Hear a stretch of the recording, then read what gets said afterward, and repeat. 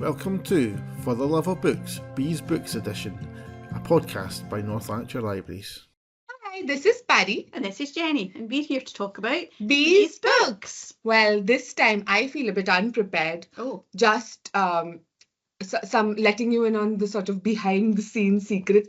We don't have the helpful paper that prompts us. We don't. Jenny did offer to go print it, and I, in a fit of hubris, said, no, we don't need it. We're pros now. And then immediately forgot everything that I had to do.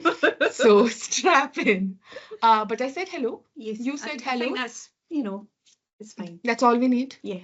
We have a lovely grey day today. We do. It's humid, so we want to sort of feel all frizzy. We should warn people we've got the window open because of this, just in case there's any mad seagulls or anything like that. Or a screaming child, which there was, which Jenny was very politely not mentioning, blaming the seagulls. But no, Jenny, they need to take responsibility for themselves, these children and their parents, or whoever is looking after the screaming child. Unless, in fact, a seagull was attacking the child and that's why it was screaming.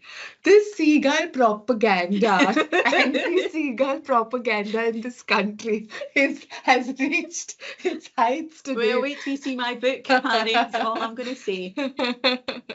Okay. Oh, well. Well, I think I might know what your book is. Possibly. Not because I've seen it, but because I've recently added a seagull-related murder mystery book to my TBR. Well, we'll tell everybody what our theme is. That's good. Thank you for being the prompt today. So, the theme of the week, day, month, year, episode, thank you very much, is What Would You Do? Yes. Which sounds suitably dramatic. What would you do? What would you do? I like that one better. Okay. So yes, my first one is possibly the one, yes. So it is Murder at the Gull's Nest by Jess Kidd. It is exactly, that's what I recognized the cover. And I want to say to the people at home that the cover is a seagull holding a bottle of poison in its beak. Yes. I have added this to my TBR because I hope it, and you will tell me because you finished, that it rescues their reputations. Yes, yes. Oh, it does? Oh, yes. Fantastic.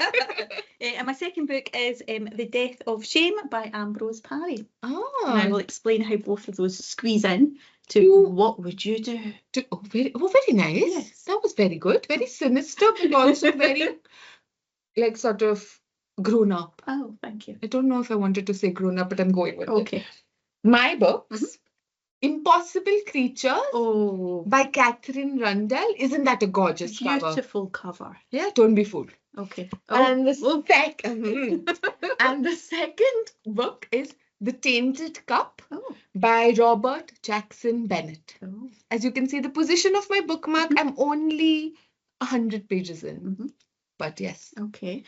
None of them are non-fiction this week, Pari. They're not. One. Oh. So they're both two of my favorite genres. Non-fiction is also one, but middle grade fantasy, love it, and adult fantasy with a murder mystery thrown in. Oh, interesting. So yes. So how do your books fit into the theme? Well, I'm going to start with Murder at the Gull's Nest by Jess Kidd. If you remember on the last podcast, I spoke about Himself by Jess Kidd. I'm now down the rabbit hole because I've found out that I absolutely adore her writing. And this was brand new in. And like you, I seen the seagull in the front. I thought, yes, that's for me. So the Gull's Nest is a hotel in I think fictional seaside town on the very bottom of the country somewhere. It's near enough London that people can come and go from London, as far as I remember. And the main character is called Nora Breen, and she was a nun, and she's given up the nunnery to go out into the world because one of the other nuns, who was a poorly nun, had been sent somewhere to, I think, get the sea air. I've kind of missed this bit slightly, how this worked, but I think she was sent away to get the sea air and then has decided herself to leave the nunnery and, go out into the world. And she was writing to Nora. Her name was Frida, and she was writing to Nora, and then the letter stopped. And this is when Nora thought, oh, wait a minute, this isn't like her. I'm going to find out what happened. So 30 years in the nunnery she was. Right. And throughout the story, you find out a wee bit about where she came from and why she's in the nunnery. She is Irish. And again, like himself, there's a slight Irishness to her when she's talking, and it's lovely. You know, it's just quite subtle, but you remember that that's where she's from. I'm going to say County Mayo, but I might just be making that up. So do you mean like phrases? Yes, yeah. You know, and I think as you know, we have various phrases and words that we use here, and you kind of get that, and it's lovely.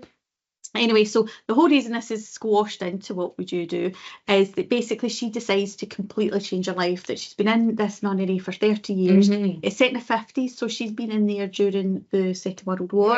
Right. She's kind of, you think that she's kind of unworldly because she's been here, but you find out that nuns are not as unworldly as you think. And it's a lovely story. It's, as I say, set in the 50s. It's in a seaside town where there's a kind of Butlins-esque place, you know, there's somewhere where people come for their holidays and there's lots going on, you know, there's shows and things like that. That's nearby. And the Gull's Nest is a slightly run down hotel, and it's more for people kind of like borderers, if that's a word. So they're not really just staying there as a hotel on holiday, they're more kind of staying there long term. And that is where Frida had went to, and that's why Nora comes and stays, because she knows Frida's room is going to be empty because Frida's not there anymore. So she comes to basically discover what happens. And yes, murder is in the title, so there are a few murders. Oh, right. Yes. But to put your mind at rest, I'm not going to spoil it too much for you, but to put your mind at rest, the seagull, who is called, I think she calls him Father Conway. Of course, the most natural name for a guy. Because he looks a bit like the priest that, you know. That's actually perfect reasoning.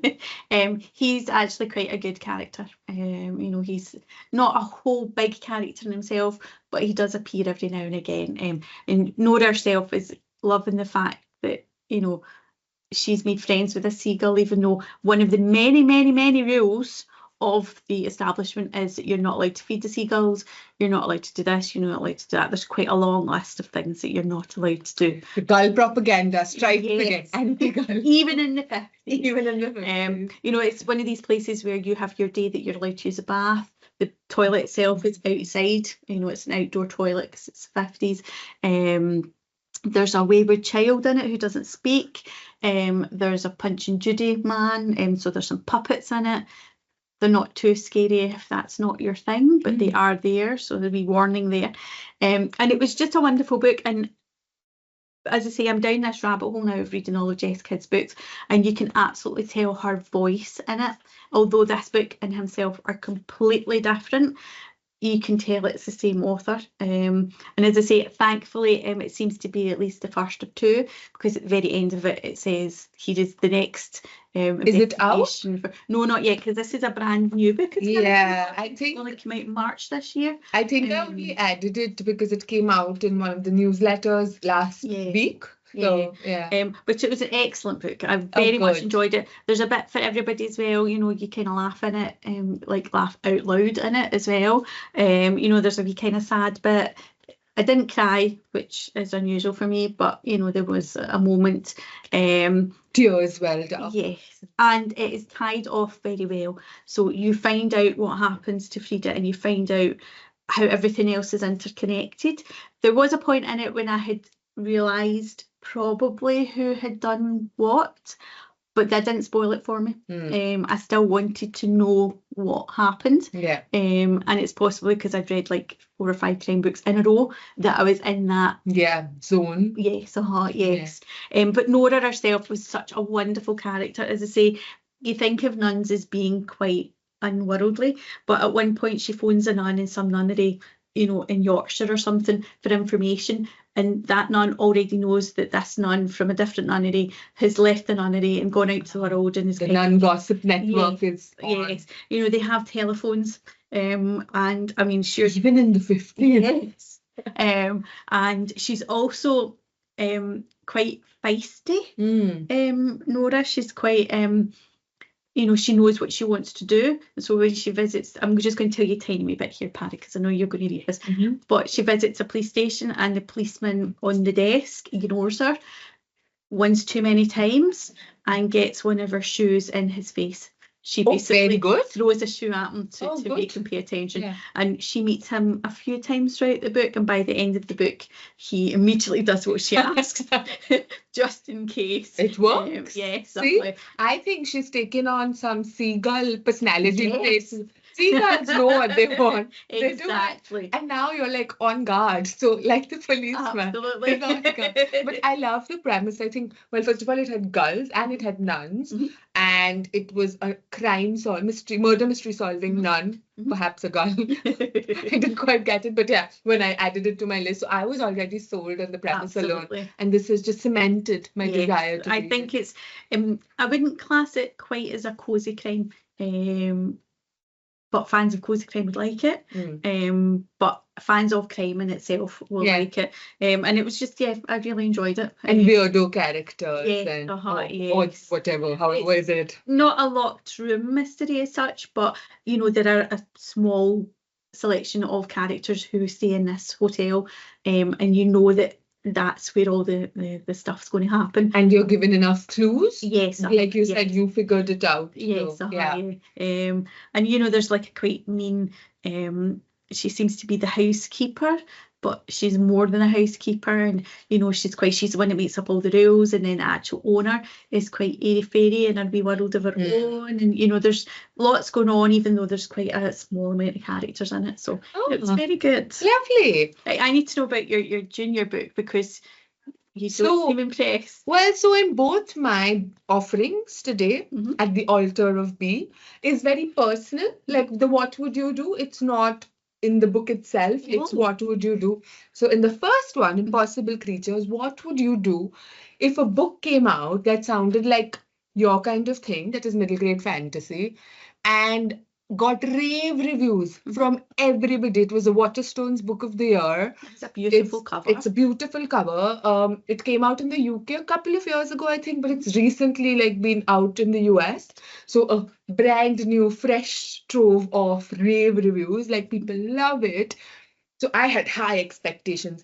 I've also read one of her, a couple of her other books, but she seems familiar. What else? She's written Rooftoppers, which we don't have here. We have something called The Good Thieves, which I've not read yet, and a couple of other ones, one set in the Amazon rainforest.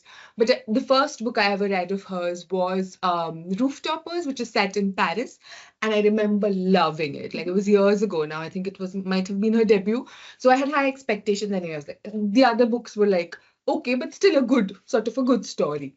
High expectations. Went in, I'll tell you what the book is about before telling you how my expectations were dashed. Yes.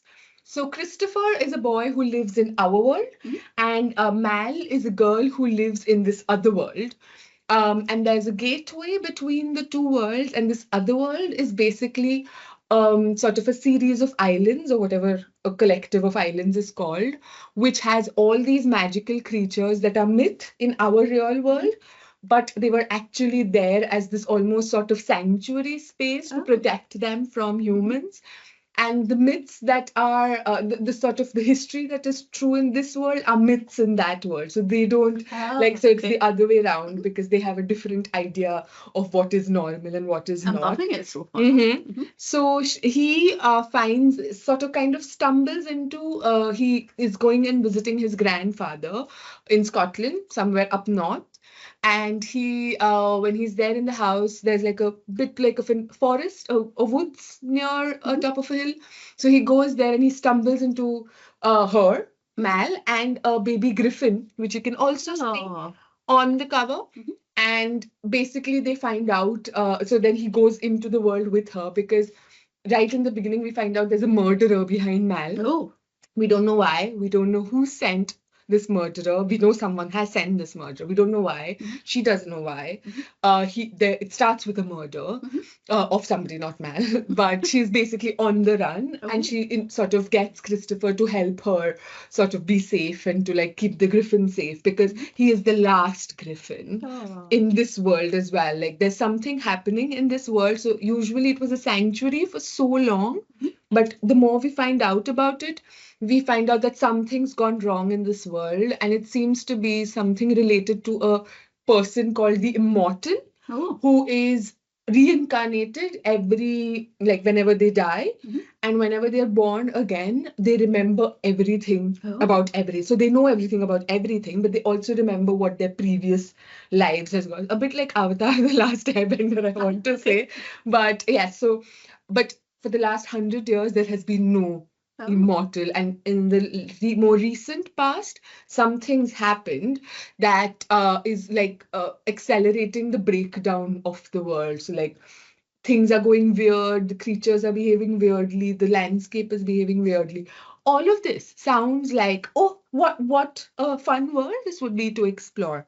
So what would you do when you find out that this book was really, really mediocre? Oh. I don't want to say not good, but I'm being polite and I won't be. It was not good. Oh, did you finish it? I did.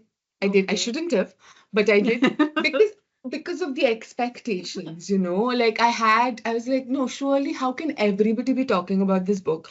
So I had many problems with it. One of the big problems was that the characters felt really undeveloped. Mhm. Like you didn't sort of get to know them too much, Mhm. and then I didn't really care what happened to them. You don't Like care if no, Miles no, Morford I don't. is, Like, who are you? Yeah, okay, fair enough. it left me feeling very cold. Like Oh. there was so much going on, Mhm. but because the world itself was undeveloped as well. Like there was so much potential to like properly. So, but it felt very surface level. Mhm. So themes were touched upon, but then quickly moved past again. And there was like a random sort of selection of they're hopping to different islands to find different things. There are a few other characters you meet, but it all seems to like, you're seeing the back end of the book. So it's not flowing effortlessly. You're seeing how much effort there is, and it's not flowing Mhm. naturally. And the end of the book, the big bad, was really underwhelming. Like Oh. completely. Like I was like, and how the book ends as well, like it ends in like a very definitive way. Mhm. But I was like, I had to go back Mhm. and like be like, wait, what? What is going? It was just, I was honestly so disappointed. Oh. And the more I thought about it and talked about it, the angrier I got. Because I sent, I texted my friend who's also into this kind of stuff, and she wanted to know what I thought about it because she'd heard mixed reviews. And I said just like what I said to you. And then like we had this long discussion because I was like, actually, it was not very good. And she said that, so this book was pegged as the new Harry Potter or Lord of the Rings. So like big ambitious. Oh. And it did not. I don't know why they would do this. I'm seeing it says book 1. You said it finished. It does. So the second book, it's not out yet, and I'm not going to read it. Okay. But I think it's more like standalone, kind of set in the world. Mhm. Although what world? Okay. I would demand, because it's again like, I mean, there's things there, Mhm. but you can't really care about it, or at least I certainly couldn't care about it, because it's not fleshed out. And in a fantasy world, for me, either the characters or the world, like one of the two, ideally both, Mhm. but one of the two need to get you invested. Mhm. So, but again, like Goodreads had rave reviews, so not just like the reviewers in like mainstream publications, but Goodreads, which is user generated, like reader generated. So I obviously hate read all the 1-star reviews. Who felt the same? They were like, "Are we living in an alternate reality? Like, what's going on?" And they had the same problems that I did. Mhm. It almost felt patronizing. The kinds of review, not the book. Well, the book was fine, but the reviews were like, "Oh my God, this revolution in children's literature." And me and my friend They were used like, that phrase. well, the vibe Oh was my that goodness. oh, she's like sort of brought this magic alive. And I'm like, I think you need to get out more and read more children's books, because there are some fantastic children's books. So one of the reviewers' conspiracy theories was that she's probably like really well connected, which is why she's gotten all this marketing, this hype, this sort of thing behind her. Because there are like more indie authors, independent authors who don't, like, their books might be fantastic, but people don't hear about it because this whole push of the publishing industry is not there behind them. So very disappointed. Don't read it. Okay. I mean, read it, I guess, if you want to waste your time. No, sorry. Some people love it. The thing is, we both read a lot of junior books, Mhm. and we know that some of the junior books are even more fleshed out than an adult book. Oh, So it's not that it's a 100%. junior book as such. Absolutely not. And it's a shame because it does promise lots of exciting And things. the amount of work that's put in the cover as well, like, you know, this was like a sort of a lot of money was spent Yeah. on this book and the series. They've like completely put their all Mhm. behind it. But no, Jenny, just if this was ever on your TBR, remove Take it. it off. Mhm. It's interesting because it's not a huge book. No. But neither was the first Harry Potter. But I think with things like Harry Potter, The Lord of the Rings, you were hooked. You You know, were you hooked. wanted to know what's going to happen. You know, this sounds as if I did there's not no care. hook, there was nothing in it to Like you find out things and I'm like, okay, fine, whatever. Whatever. Is this a book, if you read it at a different time, you would have liked? Or is it just not? I don't know because I like my instinct is to say maybe if I was much younger and I hadn't developed a taste, maybe because I used to read very indiscriminately and like read everything, good, bad, mediocre, whatever. But now I feel like we have, as an adult, we have especially like we are going through such a golden age Absolutely. of children's publishing. We have a responsibility to put like good books out in front of children when they exist, you know, and like this is fine. Maybe like some kids would like fall in love, so that I'm not like sort of gatekeeping that. I know I said don't read this book, but like some kids might pick it up for the cover, for the sort of vibe of it, and they may love it because it's like this action-packed whatever, and they don't like the things that matter to me, like the world and the characters, don't matter to them. Yeah. But we have better books. We have better fantasy books. We have better middle grade books. We have, and like, I'm so disappointed in her personally because I loved Rooftoppers. Will you read Rooftoppers again just to remind yourself, just in case? Maybe, but not for a good long while because Right, okay. I have Still disgusted. I am still a bit upset by her, but not so much by her because writers write like mediocre books. But I think what made me angry was the hype around it. Like calling it like the next Lord of the Rings or Harry Potter and pushing it like that is a bit. I'm making a face. Yeah, you are making a face. Yes. So I don't want to talk about this book anymore, Jenny. I'm pleased that you finished it to the end because just in case it picks up. But I shouldn't have bothered. No, what would you do? I would have given it 50 pages as I do with any book, and if I didn't like it, I would put it aside. I don't read reviews and things like that. You know, I go with the book. So I wouldn't have seen all the rave reviews or noticed any of the not so good reviews. And sometimes that's a good thing, and sometimes it is not a good thing. And I think like I've become a little better at abandoning books, but still not as good as I want to be. But in this case, I think I trusted her Rooftoppers' credibility more, and also a little bit the reviews. And after a point, I was like, I think I stayed up. When I finished it, I stayed up like an hour past my bedtime, not because I was so engaged, but because I was like, I cannot face You were so angry. I was just like, I can't like have this book again tomorrow. I just want to get it over with, which is not like how you want to end a book. Exactly. So I'm just very grumpy about it all of last week. And the surprise is that there's going to be more. Somebody loves it, Jenny. Lots of somebody seem to love it. So I suppose so. This is the great thing about books, is that not everything is everybody's cup of tea. That's true. You know, and as you say, there will be some people out there who love it and enough to make it, you know, but you do feel sorry slightly for the ones that disappear in the cracks because they've not had that backing behind them. Exactly. I think that's what I was most sort of feeling because I have read really good books and they don't get nearly enough coverage and stuff that this kind of mediocre book does. And I was not going to talk about it because I was like, I want to talk about books I like. I don't want to talk about books. It's been a while since we've talked about books. So a good rant, But my friend encouraged me, and this is the friend who listens. She's like, if everybody is saying such good things about book, you need to be a voice of reason or whatever, a contradiction. So you might still pick it up. Not you, Jenny. I forbid. No. But readers might still want to pick it up out of curiosity. In which case, good luck to you. I like also that listeners, she's put it away. Yes, she's put it like as far away as she can, out the way. I hope your other book is you had a better time than I did. Well, I did, yes. Okay. So it's by Ambrose Parry, who is two famous authors squashed into one. It's Christopher Brookmeyer and somebody else who I can't read without my glasses on. And I think you've talked about I have before. one. Yes.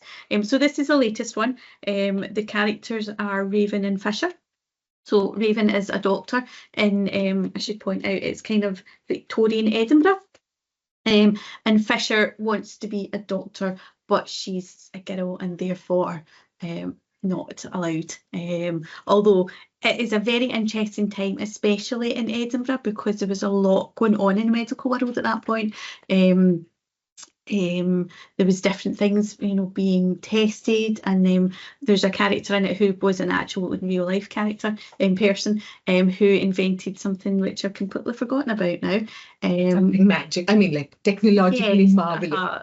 Medically fantastic. Yeah. Not morphine. Saved the world. Chloroform, maybe something like that. You know, they were kind of making like steps, and there were kind of women doctors about in the world. You know, she's been told that maybe she should go and be a nurse with Nightingale. Florence. Yes, thank you. But that's not what she wants to do. She wants to actually be a doctor. She wants, you know. So in this book, the latest one, Raven has started his own practice, and it's been slightly funded by her because she's come into some money because her husband's passed away. And the deal is that basically he'll help her, he'll show her what to do, help her, so that one day, hopefully when they are allowed to go to the universities to study, she's got a head start, basically. So that's where we are. And I love the series, I love the characters in it, I love the touch of history and the like kind of truth, I was going to say, you know what I mean, they're kind of taking historical facts and, you know, making it into book. This was a really interesting one because in real life, at that point, blackmail started to become a big thing. And one of the reasons was because photography was also coming along leaps and bounds. So before then, we all know when you would get your picture taken in Victorian times, you had to sit for a long time. You know, there was a man underneath like a kind of black cover with this huge box as a camera. Things are starting to develop now, and they've managed to take pictures which take less time, and it creates a plate which you can then take more copies of. So whereas before, when a picture was taken, that was it. You know, you couldn't reproduce that. And it seems strange in this day and age where, you know, we're talking about how pictures are taken and changed so much, you know, in a bad way. This is when, you know, this was done in a bad way as well. So now that they can take pictures and they can take more copies of it, obviously people were taking pictures of naughty things, shall we say, and being able to pass that around. So whereas before, yes, this is kind of the introduction of like naughty things. Trying not to say too much there. But obviously with that happening, people could then take pictures of things and blackmail other people, because whereas before they would have the one photo, and if that was destroyed, there'd be no negatives, there'd be nothing else. Wait, I have to stop you. I'm trying to picture this. Was it still the mad camera apparatus? How? So I think I did do some research into this because I was actually interested, but that was last week. And so you've forgotten, But from what I can remember is the cameras got slightly smaller. And the way that they were developed, it was a different kind of plate.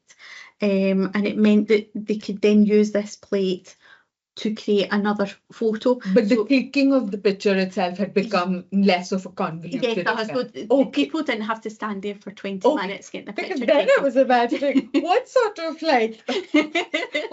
photos are you taking in intimate moments? No. So, you know, they're not as quick as they are now, but they were quicker. Right. And obviously bad people were taking pictures without other people's knowledge. You know, at various things. You know, could be just somebody having dinner with the wrong person, things like that. Yes, but they were. I am imagining. No.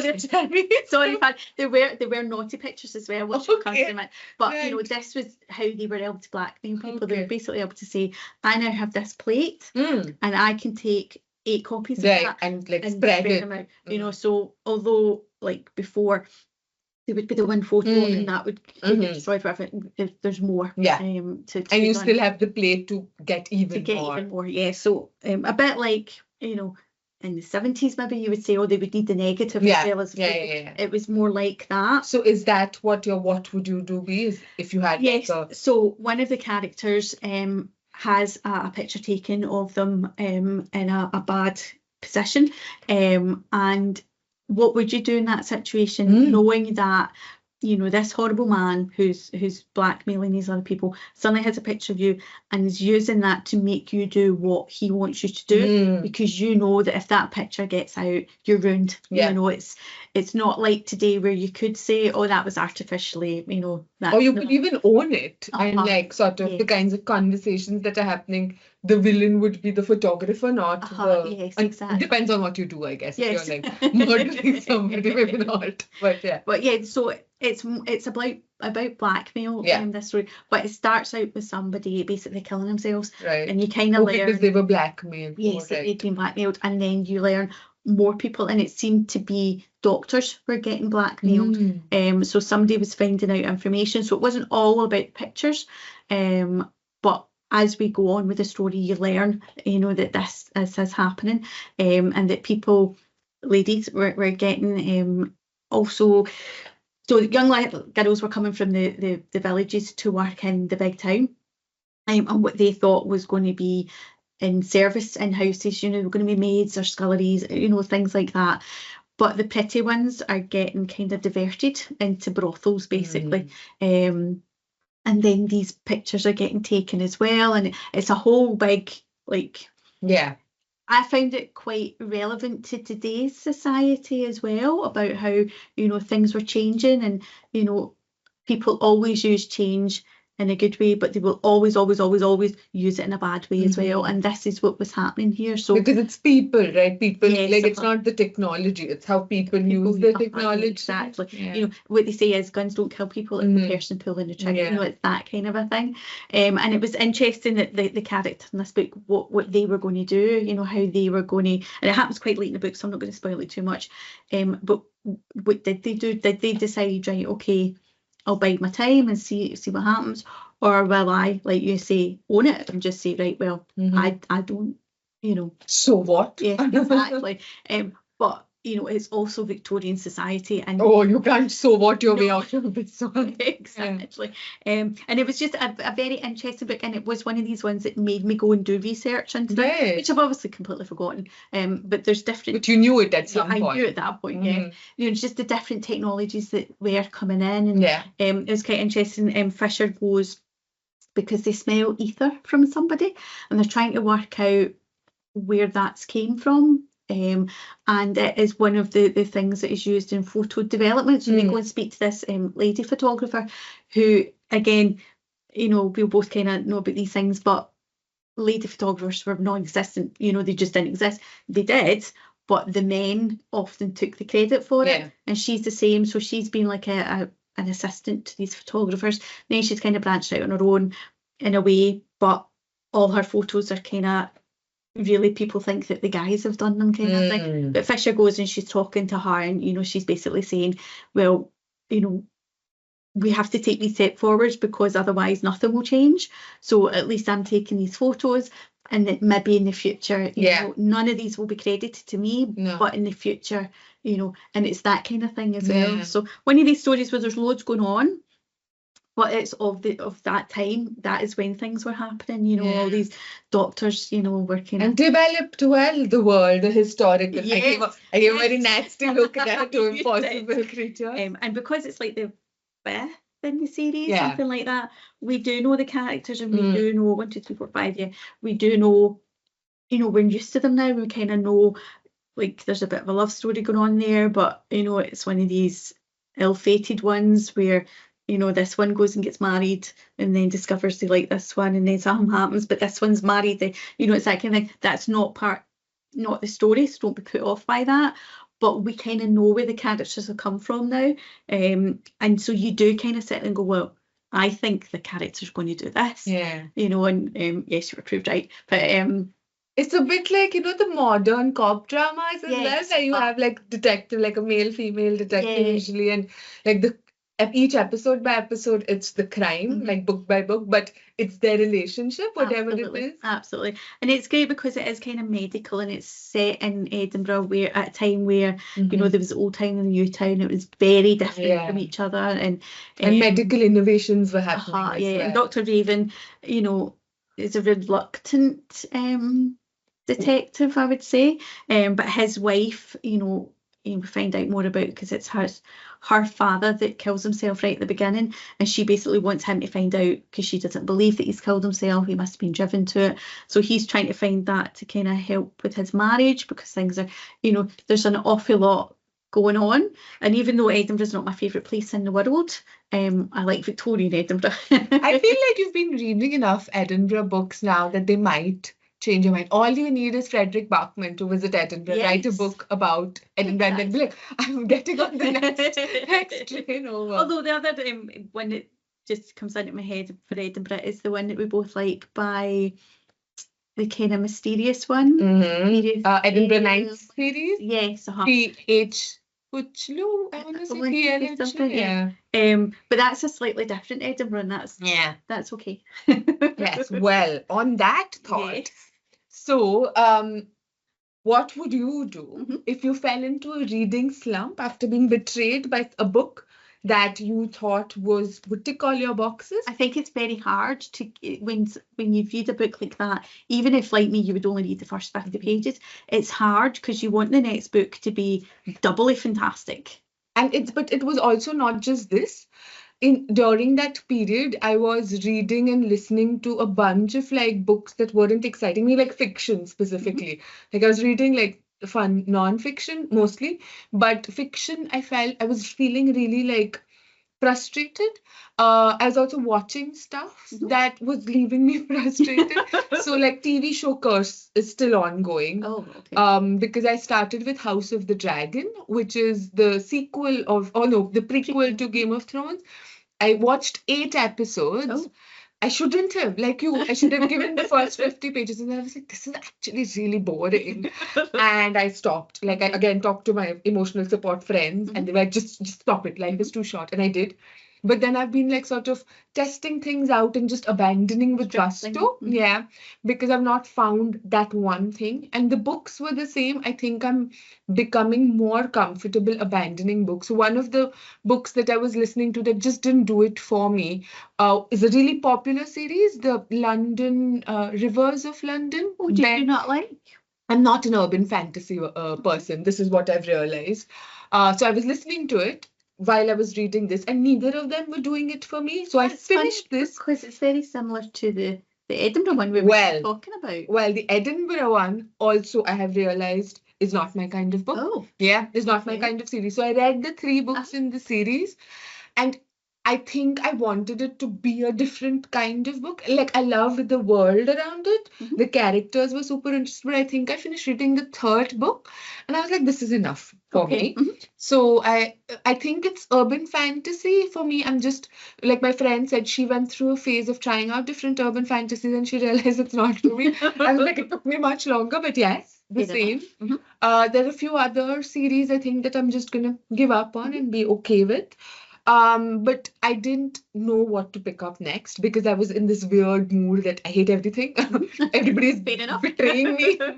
Nobody's giving me a story that's filling the gap in my soul. So I had picked up, like I have like a bunch of books at home that I should be reading. I had picked up The Tainted Cup a couple of months ago, I want to say, because I'd heard about the 2nd book in the series, which sounded really like fun because I think it's come out recently, but I realized there was a 1st book.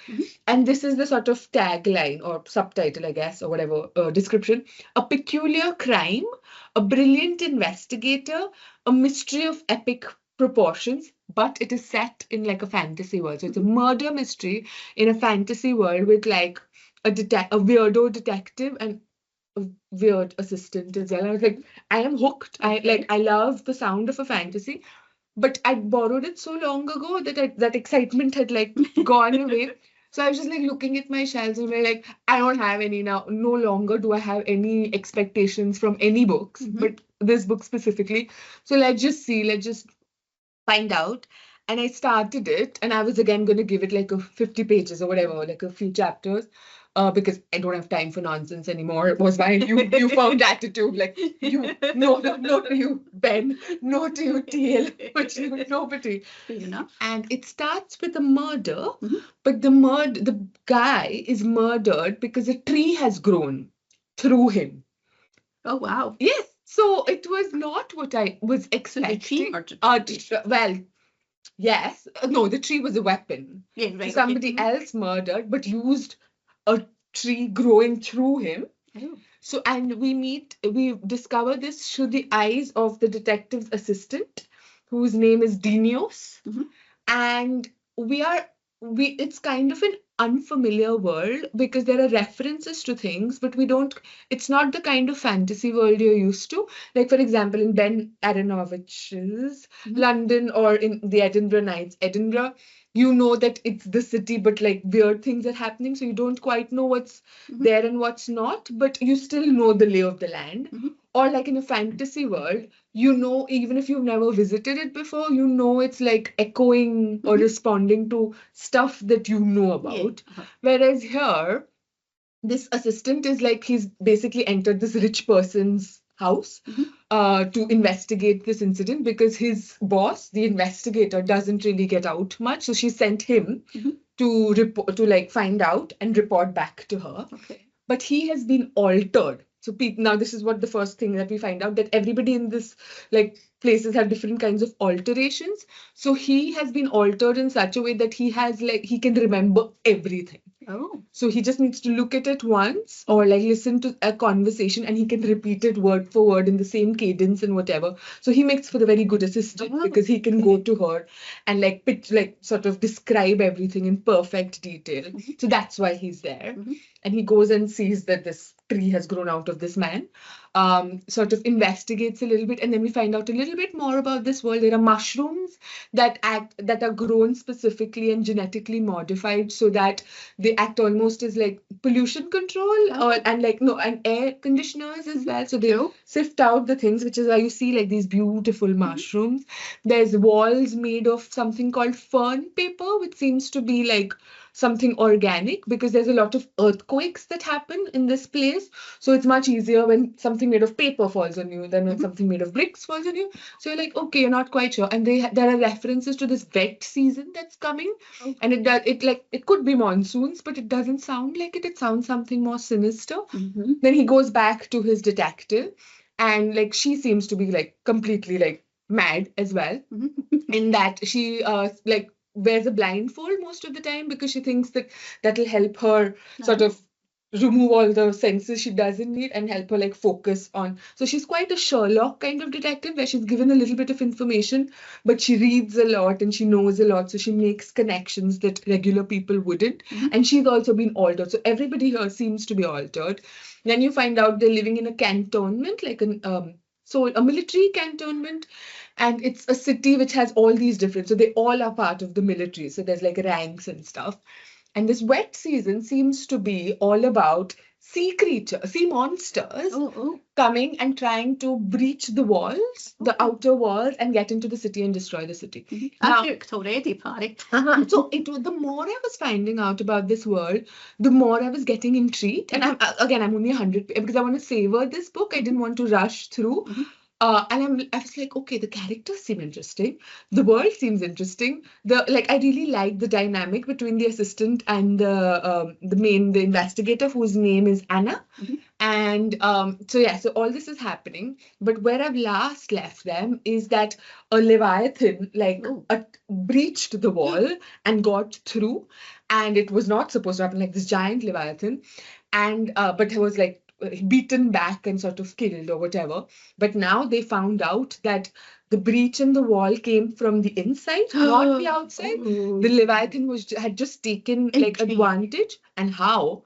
It's because at the exact same moment as this tree grew out of this man, there were other people whose trees grew out of them through the wall and like sort of broke down. That's where I've stopped.